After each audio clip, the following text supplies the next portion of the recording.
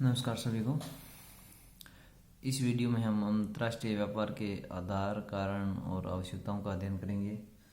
क्योंकि अंतर्राष्ट्रीय व्यापार है वो कई प्रकार की भौगोलिक, आर्थिक और राजनीतिक परिस्थितियों के आधार पर ही इसकी आवश्यकता होती है। इनके कई भौगोलिक दशाएं होती हैं किसी देश की आर्थिक दशाएं होती हैं, किसी देश की राजनीतिक परिस्थितियां होती हैं, जिसके कारण क्या होते हैं उसको अंतर्राष्ट्रीय व्यापार करना पड़ते हैं। तो उनकी क्या क्या विशेषताएं, आवश्यकताएं हैं, उनके आधार पर इस वीडियो में हमें अध्ययन करेंगे कि जिसके आधार पर वो इंटरनेशनल ट्रेड करते हैं।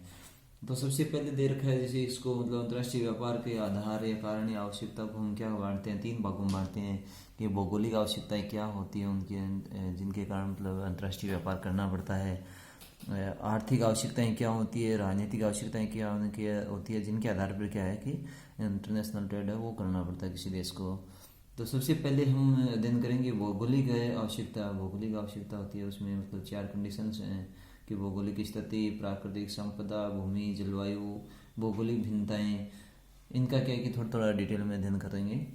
तो अंतर्राष्ट्रीय व्यापार के भौगोलिक आधार पर क्या करते हैं कि प्रत्येक देश की भौगोलिक स्थिति, भूमि की बनावट, जलवायु, प्राकृतिक साधनों एवं परिस्थितियों में एक दूसरे से क्या होता है काफ़ी अंतर होता है, जिससे क्या कि अंतर्राष्ट्रीय व्यापार काफ़ी प्रभाव पड़ता है। जैसे सबसे पहले अपने बात करें तो भौगोलिक स्थिति की, कि जो देश है वो अंतर्राष्ट्रीय व्यापारिक जो मार्ग हैं, जो देश है अंतर्राष्ट्रीय व्यापारिक मार्गों पर स्थित होते हैं, तो वो क्या है कि वो अपने आप ही क्या है अंतर्राष्ट्रीय व्यापार में लिप्त हो जाते हैं। उनकी क्या भौगोलिक स्थिति है वो अंतर्राष्ट्रीय व्यापार का क्या होता है प्रमुख कारण बन जाती है। दूसरा जैसे देखें तो प्राकृतिक संपदा। प्राकृतिक संपदा में क्या होता है कि कई देशों में क्या होती है कि विभिन्न खनिज व वन संपदा होती है, जिनसे वो क्या है कि जो अपने पास जो प्राकृतिक संसाधन ज़्यादा होते हैं उनको क्या है कि उनसे उत्पादन करके वो क्या है विदेशों में भेज कर उनसे क्या करते हैं विदेशी अर्जन प्राप्त करते हैं। तो जिन देशों में इन साधनों को, प्राकृतिक संसाधनों का अभाव रहता है या प्राकृतिक संपदाओं की कमी रहती है, वो क्या करते हैं दूसरे देशों से जो साधन संपन्न देश हैं उनसे क्या करते हैं आयात करते हैं। जैसे तीसरा इसमें देखें तो जलवायु है, भूमि है व जलवायु के आधार पर इनमें क्या क्या भिन्नताएं पाई जाती है।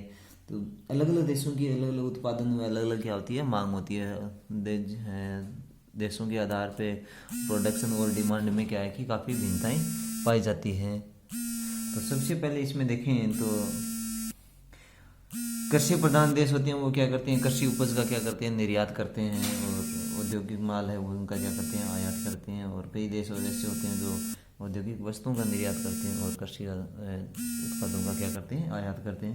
तो वो उनकी जलवायु है, भूमि की भिन्नता के कारण होती हैं। कुछ अन्य भौगोलिक दशाएं होती हैं जिनके आधार पर भी क्या है कि अपने भौगोलिक भिन्नताएं के आधार पर भी क्या होता है अंतर्राष्ट्रीय व्यापार का उनमें जन्म होता है।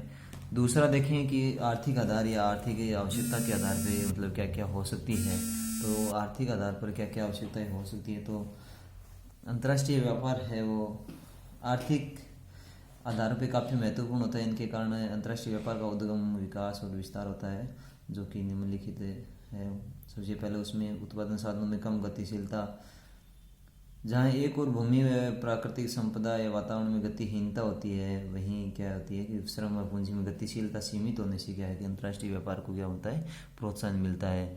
दूसरी हो गई औद्योगिक तकनीकी। कुछ देशों में क्या है कि उच्च तकनीकी ज्ञान होता है या उन्नत प्रौद्योगिकी होती है, और कई देशों के पास में उनका अभाव होता है। तो जिनमें अभाव होता है वो क्या करते हैं कि उनको इंटरनेशनल ट्रेड है वो करना पड़ता है।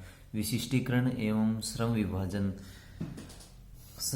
विशिष्टीकरण एवं श्रम विभाजन की बढ़ती प्रवृत्ति के कारण ही क्या होता है कि अंतर्राष्ट्रीय व्यापार को बढ़ावा मिलता है, क्योंकि किसी विशेष वस्तु के उत्पादन में विशिष्टीकरण कर बड़ी मात्रा में उत्पादित माल का निर्यात आवश्यक हो जाता है तथा दूसरे कच्चे माल का क्या होता है आयात करना पड़ता है।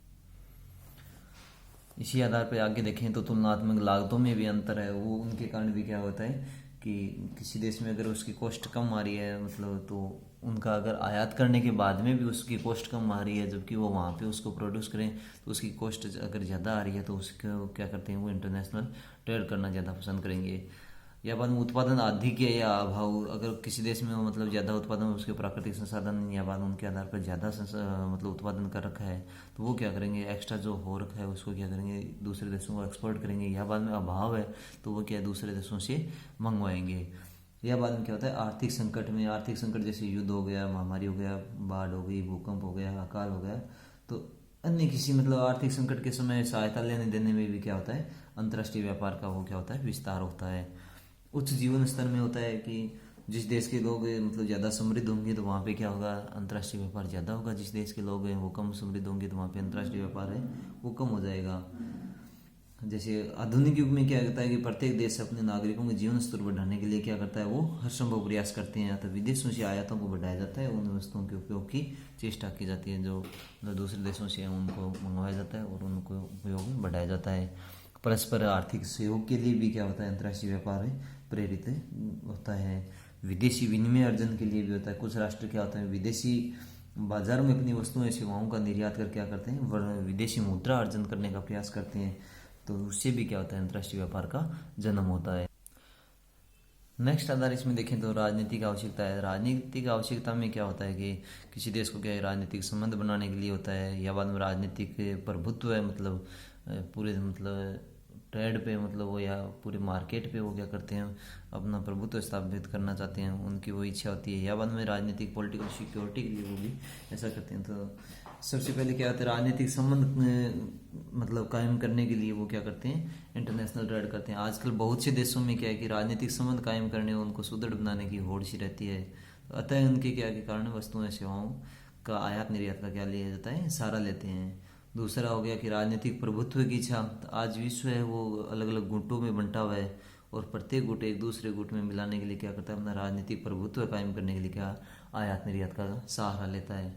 और नेक्स्ट हो गया राजनीतिक सुरक्षा एवं स्वाधीनता। प्रत्येक देश अपनी राजनीतिक सुरक्षा एवं सार्वभौमिकता के लिए उन वस्तुओं व सेवाओं का आयात निर्यात करते हैं जो उनसे मदद करती है।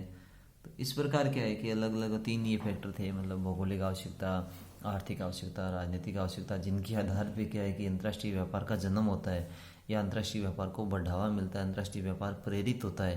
तो इनके आधार पे क्या है कि अंतर्राष्ट्रीय व्यापार को बढ़ावा मिलता है। जैसे भौगोलिक हो गई, इकोनॉमिकली हो गई, पॉलिटिकली हो गई, तो ज्योग्राफी और भौगोलिक हो गई, इकोनॉमी हो गई मतलब आर्थिक आवश्यकता, पॉलिटिकली हो गई राजनीतिक। इनके आधार पे क्या है कि अंतर्राष्ट्रीय व्यापार को बढ़ावा मिलता है, अंतर्राष्ट्रीय व्यापार का जन्म होता है। धन्यवाद।